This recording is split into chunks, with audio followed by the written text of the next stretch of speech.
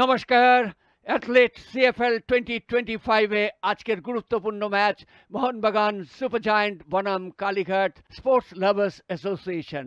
Referee Robin বিশ্বাস সময় দেখছেন, লম্বা বাঁশি দিয়ে জানিয়ে দিলেন আজকের খেলা শুরু। কিক অফ করে শুরু করলো কিন্তু কালীঘাট স্পোর্টস লাভার্স অ্যাসোসিয়েশন। ডান দিক থেকে সাগর, কিন্তু সাগর পেলেন না।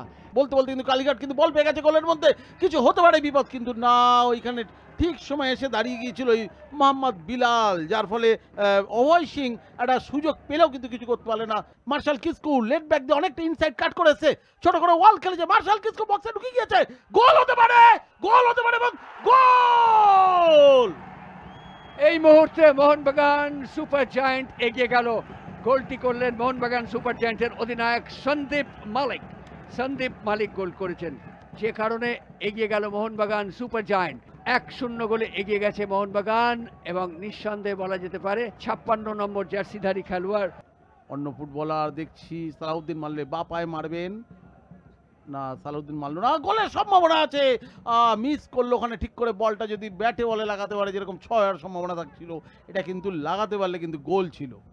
কাস্তানা বল, এবার গোল হয়ে গেল এবং গোল। কাস্তানার লম্বা শট, শেষ পর্যন্ত গোলরক্ষক ফিস্ট করতে গিয়েছিলেন, কিন্তু মোহনবাগানের খেলোয়াড় ওখানে কাছেই ছিলেন, যার ফলে এক্ষেত্রে বেলাল মোহাম্মদ খুব কাছেই ছিলেন।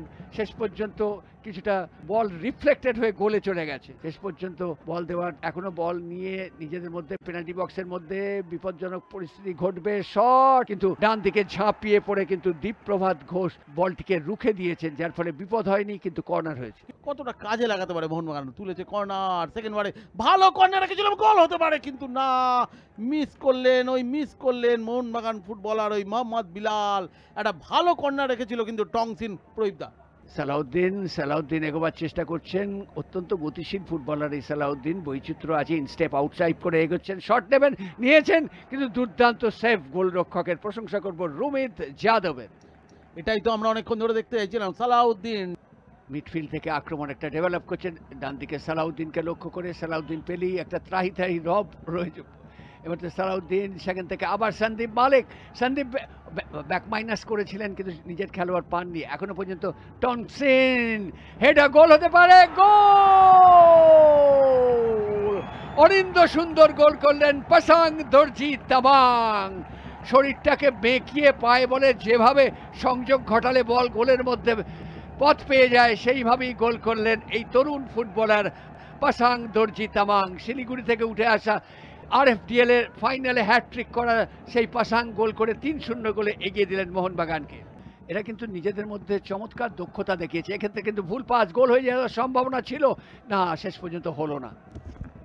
অনেকটা এই টোকাটা, কিন্তু এই যে আউটস্টেপ দিয়ে যে টোকাটা অনেকটা বাইরে নিয়ে চলে গেল সিং সিট, নাহলে কিন্তু গোলের সম্ভাবনা ছিল। আবার আক্রমণে যাচ্ছে কালীঘাট স্পোর্টস লাভার্স অ্যাসোসিয়েশন। ডান দিক থেকে নাইসিয়াল, ওখান থেকে গোল হতে পারে, কিন্তু না, গোলরক্ষক বেরিয়ে এসেছিলেন। খুব ক্লোজ অ্যাফেয়ার ছিল। এটাই তো একটা ভালো স্ট্রাইকারের কাজ। এরকম আপনি যদি বাইচুং সুনীলদের খেলা দেখেন, একদম তাই। ডান পায়ে ইনস্টেপে নেবেন, একটু লোয়ার ট্র্যাজেক্টরি পরিভাষায়, সেখান থেকে শট, কিন্তু হলে কি হবে, শট বাইরে চলে গেল, কাজের কাজ হলো না। সেই সুরজ মণ্ডল যে মোহনবাগানেও আগে খেলেছে, মোহামেডান খেলেছে এবং কালীঘাট স্পোর্টস লাভার্স অ্যাসোসিয়েশনেও আজকে খেলছে, বলা যায় যে বলতে বলতে কিন্তু গোলের কিন্তু সম্ভাবনা আছে, গোলের সুযোগ আছে এবং গোল! মোহনবাগানের ওই আদিল, যে পরিবর্তন ফুটবলার হিসেবে নেমেছিল সালাউদ্দিনের জায়গায়, সে কিন্তু দলের চতুর্থ গোলটি করে দিল আদিল, যার ফলে মোহনবাগান সুপার জায়ান্ট এই মুহূর্তে এগিয়ে গেল কালীঘাট স্পোর্টস লাভার্স অ্যাসোসিয়েশনের বিরুদ্ধে। দর্শকদের আজকে আনন্দের উচ্ছ্বাসে ভেসে উঠেছে, কারণ মোহনবাগান সুপার জায়ান্ট আজকে এগিয়ে রয়েছে আপাতত 72 মিনিটের মধ্যেই। খেলা 4-0 গোলে এগিয়ে রয়েছে মোহনবাগান। কালীঘাট খেলায় ফেরার চেষ্টা করছে, কিন্তু দেখা যাক বাড়ে লেগেছে, গোলের সুযোগ আছে। সুরজ মণ্ডল সহজ গোলের সুযোগ নষ্ট করলেন। সুরজ মণ্ডল অভিজ্ঞ ফুটবলার, আগেও মোহনবাগানে খেলেছে, এই জায়গা দিয়ে তার মতো অভিজ্ঞ ফুটবলের কাছ দিয়ে এই গোল মিসটা কিন্তু একদম প্রত্যাশিত নয়। অন্ততপক্ষে একটি গোলের ব্যবধান কালীঘাট কমাতে পারত, এখনও গোলের সুযোগ রয়েছে, কিন্তু না। সুরজকে কিন্তু দেখেই বোঝা যাচ্ছে, সেটা বিশেষ করে একটু বৃষ্টি ভেজা মাঠে সেটা আরো ভয়ঙ্কর। মোহনবাগানকে আরেক গোল হতে চলেছে, 5 নম্বর গোল বোধ হয়ে গেল। দুলাল এটা অফসাইড দিয়েছেন, যার ফলে বল গোলে ঢুকলো, গোল হয়নি।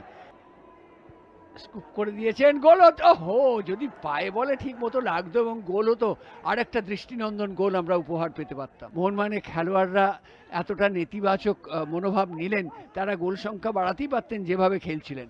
একদম নিজের ডিফেন্সের উপর যেন শাটারটা একদম নামিয়ে দিয়েছে, যে আমার শাটার নামিয়ে রাখলাম, তুমি আসো এসে ধাক্কা খাও। বলতে বলতে কিন্তু রেফারি, আজকের ম্যাচের রেফারি ওই রবিন বিশ্বাস লম্বা বাঁশি বাজিয়ে জানিয়ে দিলেন খেলা শেষ, Mohun Bagan super giant 4, Kalighat sports lovers association 0। সুতরাং আজকের ম্যাচে জিতে গেল সবুজ মেরুন। সুতরাং সবুজ মেরুনের নামে জয়ধ্বনি হচ্ছে বঙ্কিমাঞ্জলি স্টেডিয়াম নৈহাটিতে। Full time score Kalighat sports lovers association 0, Mohun Bagan super giant 4।